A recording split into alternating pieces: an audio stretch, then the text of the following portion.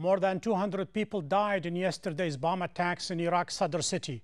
Hundreds more were injured. Hospitals are overwhelmed. So are the ever-dwindling numbers of doctors as more flee the country in the so-called brain drain. Iraq has reached a stage where medical staff can no longer cope with their grisly workload. I'm Jassim Azzawi. This is Inside Iraq.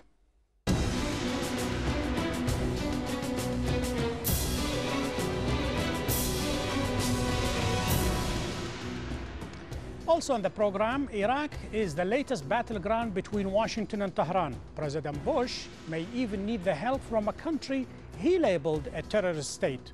Will that work? More on that later. First, the medical crisis engulfing Iraq. I am joined from Iraq by Dr. Abbas Zaki from Baghdad Modern Hospital. And I'm also joined from Amman by Neda Doumani, spokeswoman for the ICRC. Dr. Abbas, let me start with you. Iraqi hospitals are overwhelmed. The medical system is almost on the verge of collapse. How do you cope with such conditions? We are now have a serious situation, and the problem increases in size because the hospital can't cope with this large number of wounded people. And this is problems are related to different causes. The most important one is the deficiency of the qualified doctors, and especially the subspecialists, cardiothoracic and neurosurgeon and orthopedics. And either because they are leaving the country because of security measures, or they are leaving to the north of Iraq, and the rest cannot deal with the large number of patients. Other things, we are have a very serious things, which is the deficiency in the blood, plasma, fluid, antibiotic, and other surgical material, which is hardly present in our hospital nowadays. And simply, we don't have enough beds and material and doctors that can cope with this large number of the patients. Dr. Abbas, has sectarian strife in Iraq reached a level where even hospitals are labeled this is a Sunni hospital and this is a Shiite hospital? No, we are not reached to this point yet, and we are still receive patients from a Sadr city and an Aramia city in any hospital of Iraq. And believe me, doctors of Iraq don't think in that way. They are only think how to save the life of their patients. Dr. Abbas Zaki from Baghdad, thank you very much. And I'm also joined from Amman by Neda Doumani, spokeswoman person for the ICRC. Neda, what was your response to yesterday's series of explosions? Well, immediately after the explosions, the International Committee of the Red Cross contacted Imam Ali Hospital in Sadr city, which received a large number of casualties. It's worth noting that we had delivered already to this same hospital medical and surgical supplies 3 weeks ago, and we checked with the director, who told us that they are currently using their stock, in fact exhausting it. So we are now arranging in order to deliver additional items, surgical and medical items, as soon as possible.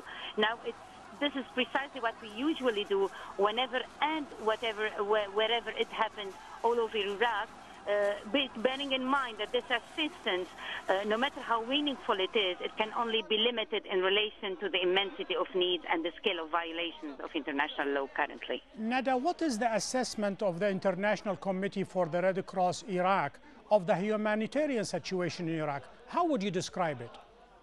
Well, it's hard to generalize about the country as a whole, but if we speak about the central and western provinces, which are the most affected by violence, we can say that the prevailing insecurity has a tremendous impact on the humanitarian situation, be it in terms of medical services, availability of water, electricity, etc.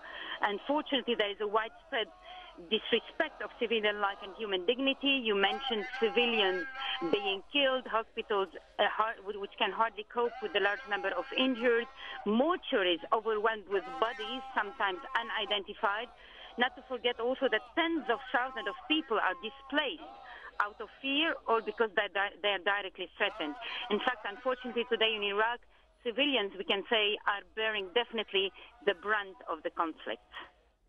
Neda, the United Nations headquarters in Baghdad was bombed. Your offices were also bombed. Many of the international communities have left, but you stayed. What is the conditions for you in Baghdad? Well, these are extremely difficult conditions. The conditions our colleagues are getting through in Baghdad are difficult because of the security that I mentioned, because of the overall problems that face every single Iraqi today in Baghdad, to be honest. Now, definitely, as you mentioned, we had the security problems, we had several security incidents, and all this has to be taken in consideration when we have to carry out our task and our duties. Nada Domani of the ICRC from Amman, thank you very much.